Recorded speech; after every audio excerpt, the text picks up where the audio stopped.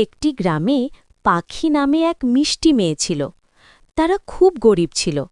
তার বাবা খেতে কাজ করতেন এবং তার মা অন্যের বাড়িতে কাজ করতেন।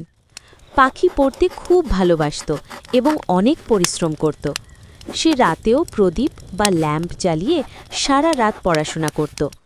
বৃষ্টির সময় পাখির বাড়ির ছাদ থেকে বৃষ্টির ফোঁটা পড়ত।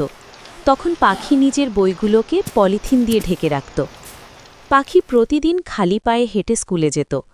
একদিন পরীক্ষার পর সে স্কুলে প্রথম হল এবং দিদিমণি তার খুব প্রশংসা করলেন। পাখি বাড়ি এসে তার বাবা আর মাকে জড়িয়ে ধরে বলল যে, আমি স্কুলে প্রথম হয়েছি, আজ থেকে তোমাদের আর কোনো কাজ করতে হবে না। তারপর বড় হয়ে চাকরি পাওয়ার পর সে নিজের গ্রামে ফিরে এলো এবং নিজের পুরো পরিবারের দেখাশোনা করতে লাগল। দয়া করে আমাকে আপনারা সাপোর্ট করবেন বলে আশা রাখলাম। প্লিজ লাইক, শেয়ার আর চ্যানেলটাকে সাবস্ক্রাইব করে রাখবেন। ধন্যবাদ।